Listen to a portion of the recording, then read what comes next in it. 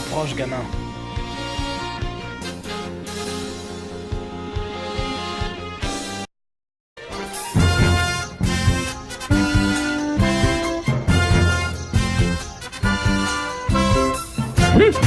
Raté.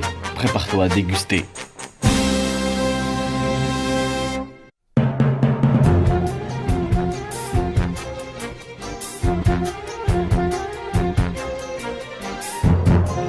Stop! Il suffit! Et toi là-bas, enlève-moi cette musique. Ah, bordel.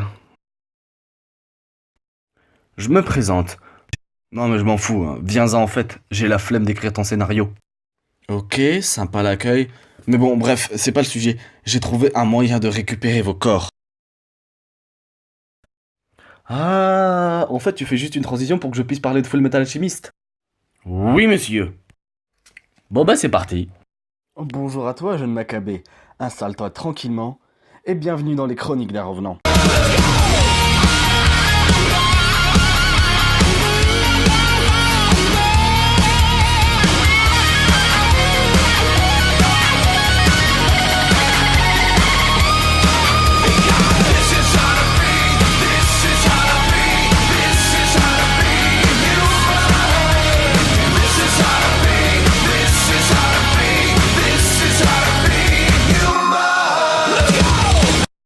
Bonjour à tous, nous entrons dans la fan zone.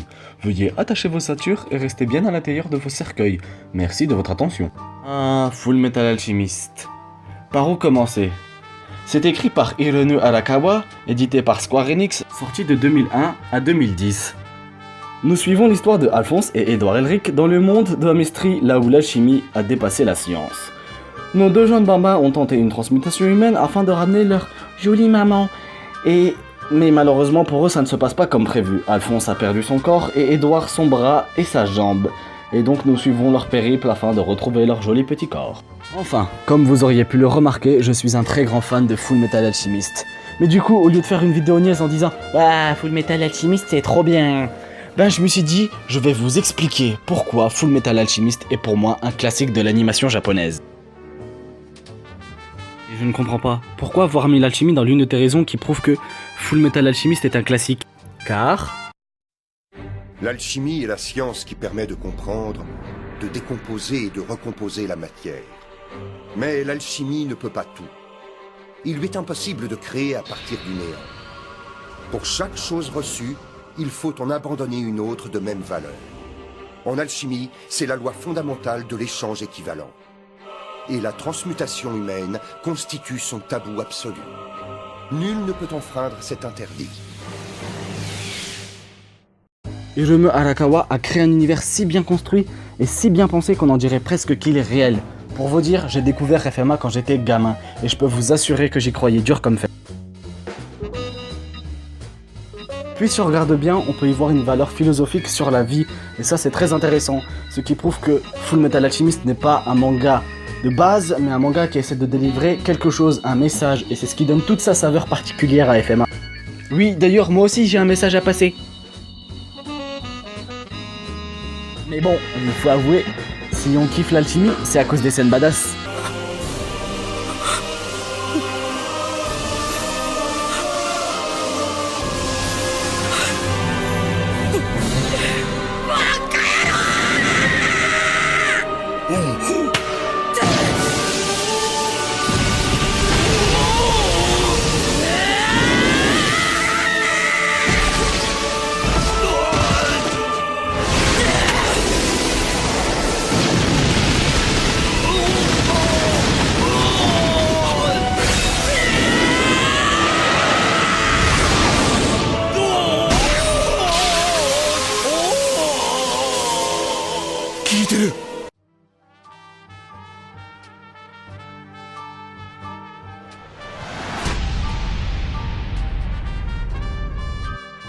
Ok, pour celle-ci, je vais m'expliquer. C'est tout con. C'est parce que la mort du Colonel Hughes est pour moi la mort la plus percutante de tout animé confondu, avec de celle de Piccolo parce qu'il faut pas déconner quand même.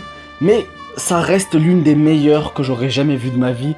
Et rien que pour ça, bravo, chapeau bas, je la mets. C'est une des raisons qui font que pour moi, FMA reste un grand classique de l'animation japonaise. Juste pour illustrer mes propos, voilà pour vous.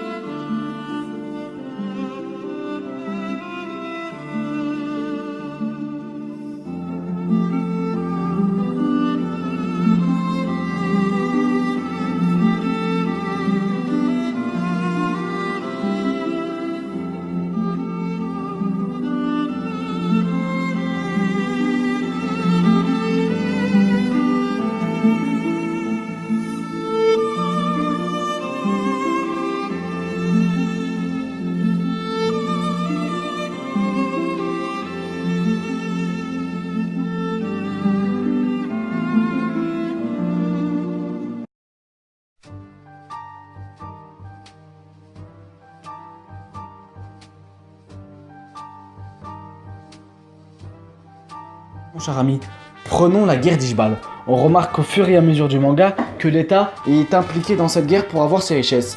On peut du coup en déduire que c'est une allégorie de nos guerres à nous, où l'État veut les richesses et du coup déclenche une guerre. Bon, après c'était que mon avis, mais je trouve ça très similaire à notre société. Ou encore les homonculus, qui sont des personnes minoritaires qui manipulent le peuple pour arriver à leur fin. Ça ne vous rappelle rien? Après, si ça se trouve, c'est juste moi qui délire. Pour une fois, je suis d'accord avec Sens. Allez vous faire foutre. Comme je l'ai dit précédemment, pour moi, ce manga a une valeur philosophique, surtout sur la vie et sur le rapport entre l'homme et Dieu. Est-ce que l'homme a le droit de tout faire? Est-ce que l'homme est capable de tout faire? L'homme a-t-il le pouvoir sur le monde comme il le prétend? Qu'y a-t-il après la mort? Tant de questions et d'autres questions qui seront très bien amenées dans ce manga. Et encore une chose qui prouve que ce manga est un classique de l'animation japonaise. Mais ne t'en fais pas mon cher Sens, je vais développer. Prenons l'exemple de la transmutation humaine. Quand Alphonse et Edouard Elric pensent pouvoir ressusciter leur mère, ils prennent automatiquement la place d'un divin, jusqu'à que l'expérience part en couille et qu'ils sont à 2 doigts de mourir. Et c'est à ce moment-là, et précisément là, qu'ils comprennent la valeur de la vie et qu'ils comprennent qu'ils sont qu'un pion dans un échiquier géant. Et d'où la phrase philosophique de leur professeur, un est tout et tout est un.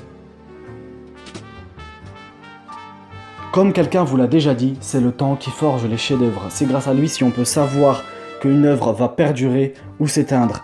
Et d'après ce que je vois, Fullmetal Alchemist va durer longtemps et encore longtemps et laisser ses traces dans l'animation japonaise. Ce qui prouve que c'est un classique de l'animation japonaise. C'était le professeur Jack, merci de m'avoir écouté. Bon vas-y, dis-moi ce que tu veux. C'est pas moi qui vous veux, c'est mon maître. Retrouvez-le au manoir des arcanes, il vous dira ce que vous avez à faire. Et pourquoi je devrais accepter? Car mon maître a la capacité de vous rendre la vie.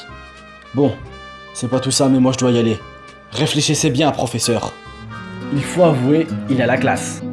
Sens. Il n'y a plus. On y va.